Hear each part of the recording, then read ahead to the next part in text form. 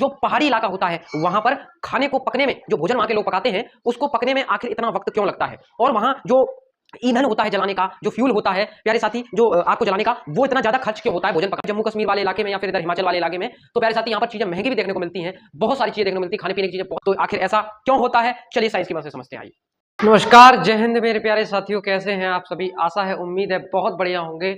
तो प्यारे साथियों, आज का अपना टॉपिक बेहद खास रहने वाला है, क्योंकि आज जो अपनी चर्चाएं रहने वाली हैं वो विज्ञान के एक ऐसे धमाकेदार टॉपिक की रहने वाली हैं प्यारे साथी, जो कि रहने वाला है कि आखिर जो पहाड़ होते हैं, जो पहाड़ी इलाका होता है, वहां पर खाने को पकने में, जो भोजन वहां के लोग पकाते हैं उसको पकने में आखिर इतना वक्त क्यों लगता है, और वहां जो ईंधन होता है जलाने का, जो फ्यूल होता है प्यारे साथी, जो आग को जलाने का, वो इतना ज्यादा खर्च क्यों होता है भोजन पकाने में।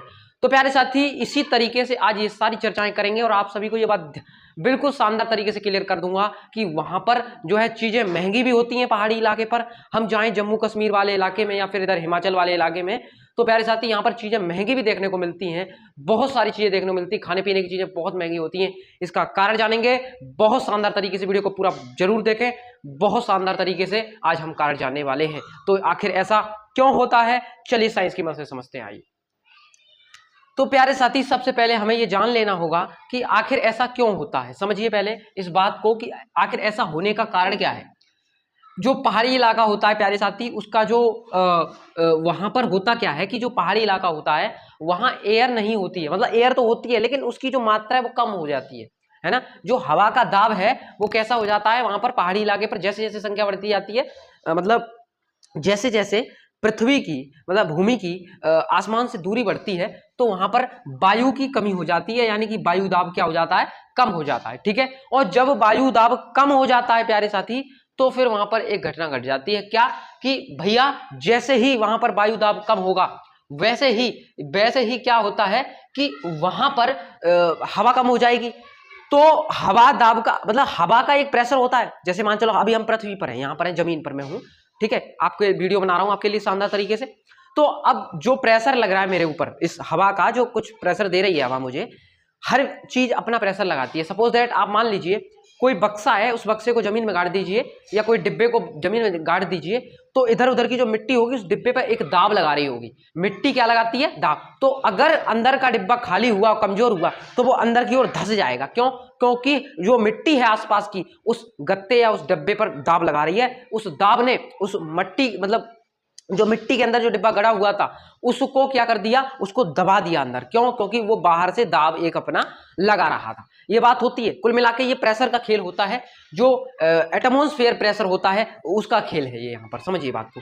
तो प्यारे साथी, बेसिकली होगा क्या कि फिर यहाँ पर एक फर्क पड़ता है तापमान पर, टेम्परेचर पर। कैसे कि जो पानी 100 डिग्री सेल्सियस पर उबलना चाहिए, जैसे हम अभी यहाँ पर है नॉर्मल, अगर हम बात करें अपनी इस धरती की, इस पृथ्वी की, अर्थ पर, तो इस पर जो पानी का उबलन बिंदु होता है, उबलन यानी कि बॉइलिंग पॉइंट, उबलन बिंदु, तो वो कितना होता है, 100 डिग्री सेल्सियस, 100 डिग्री सेल्सियस। लेकिन अगर हम पहाड़ी इलाके पर बात करते हैं प्यारे साथी, तो जो पहाड़ी इलाका होता है वहां ऊंचाई वाला, जहां पहाड़ होते हैं ऊंचाई वाला, तो वहां पर 90 से 95 पर ही पानी उबलने लगता है।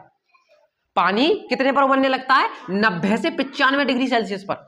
अब जब पानी इतने पे ही उबलने लगेगा, तो उस पानी को या उस भोजन को पूरी जितनी उसको हीट मिलनी चाहिए वो नहीं मिल पाई। ठीक है, तो फिर क्या करना पड़ता है, जो 100 डिग्री था, जो यहां 100 डिग्री हो रहा है, तो जब वो 120 हो जाएगा लगभग वहां पर ऊपर जाके, तब जब पानी का 120 हो जाएगा, तब वो भोजन यहां के बराबर पकेगा। क्यों?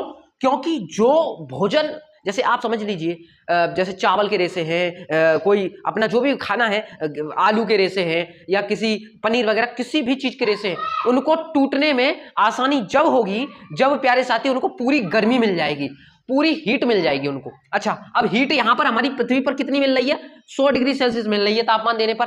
ठीक है, तो ये तो पूरा काम हो रहा है, यहां तो पक जा रहा है भोजन 100 डिग्री। लेकिन वहां जहां ऊंचे स्थान पर, पहाड़ों पर हम लोग हैं, तो यहां की तुलना में यहां 20 डिग्री सेल्सियस तापमान ज्यादा चाहिए इसको, तब ये भोजन यहां के मुकाबले यहां पक पाएगा।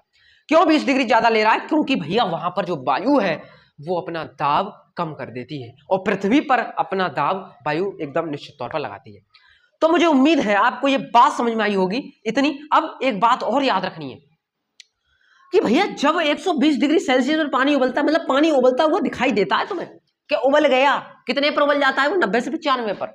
और हमारे यहाँ पर जहां मैं अभी हूं वहां कितने पर उबलता है 100 डिग्री सेल्सियस पर। तो 100 और 95 का फर्क पड़ जाता है, लेकिन देखने में लगता है कि पानी उबल रहा है, मगर वो रियलिटी में उसके अंदर वो गर्मी नहीं होती कि उस भोजन को पका सके। ये सच्चाई है, ये रियलिटी है, ये साइंस कहता है। ठीक है, मैं अपनी तरफ से कोई चीज बना नहीं रहा हूं, ये साइंस कह रहा है, वो बात मैं आपको बता रहा हूं। दूसरी चीज, लेकिन उसका जो तापमान है कम होने के कारण भोजन को मिलने वाली जो गर्मी होती है वो होती है कम। भैया जब तापमान ही कम होगा, टेम्परेचर कम होगा तो गर्मी भी कम होगी। तो इसीलिए वो जितनी भी चीजें हैं, चाहे वो चावल हो, दाल हो, सब्जी हो, कोई भी चीज प्यारे साथी पक नहीं पाती सही तरीके से। मुझे उम्मीद है प्यारे साथी टॉपिक शानदार तरीके से समझ में आ चुका होगा। एक लाइक जरूर से करके जाना, थोड़ा सपोर्ट बनाकर रखिए इस चैनल पर, क्योंकि ये आपका चैनल है, मेरा कुछ भी नहीं है इस चैनल में। आपके प्यार सपोर्ट की आवश्यकता है, तो एकदम बनाए रखें। आपके लिए कंटेंट हमेशा साइंस से रिलेटेड देता रहूंगा, एक नई चीज आप तक पहुंचाता रहूंगा। इसी के साथ चैनल को सब्सक्राइब कर लें, वीडियो को शेयर करना ना भूलें। मिलते हैं एक और टॉपिक के साथ, तब तक के लिए जय हिंद और जय भारत साथी।